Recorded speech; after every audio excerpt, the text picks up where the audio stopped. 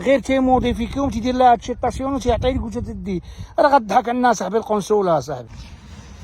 السلام عليكم اخوان. الناس اللي طايحه عليهم الكونطرا من السيستم اللي ما بقاتش السيستم اصلا وتيجيو تيعطيوهم ايميل بيك. شوف تواصل معايا شحال من واحد تيصيفط لي ايميل بيك مزور. اول حاجه كاين اللي تيعطيه واحد تصور واحد عطاو عبار ديال الدار في نابولي قالوا لي هذا راه هو البيك. كاين اللي عطاه ورقه ديال الضريبه ديال الطوموبيل قالوا لي هذا هو البيك.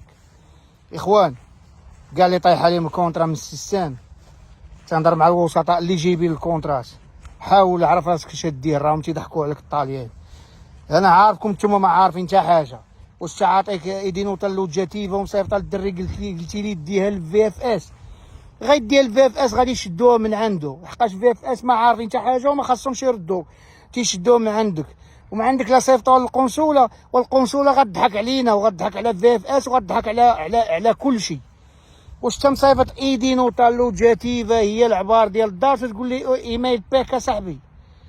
غادي تضحك علينا القنصله، غتقول شوف هادو ما عارفين لا بين ايميل بيك لا بين ايدينوطا لوجاتيفا لا الضريبه ديال الطوموبيل لا حتى حاجه. واش نتوما اللي صيفطوها لكم تمشيو تجريو ديوها للفي اف اس؟ وحاول تاكد اصاحبي واش هذاك ايميل بيك ولا لا. راه تمشي عند الفي اف اس لا في كازا لا في مراكش لا في بني ملال تعطيهم تقول لهم هذاك الايميل بيك اللي تقول لي بيك تيعطيك. وقلب عرام ديال الايميلات بيك تنصيبهم مزورين اصاحبي فايتين مصيفطينهم شحال هادي. كاين اللي ديال 27 شهر 3، كاين اللي ديال شهر 2، كاين اللي ديال شهر 5.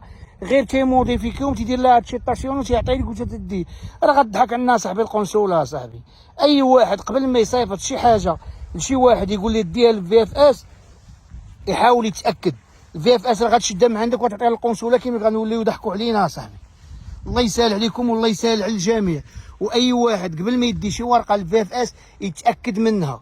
راه غادي تبقى تضحك عندنا القنصليه غايقولوا شوفوا هادو ما عارفين حتى حاجه على المغاربه اللي كاينين تيدفعوا الكونطرات.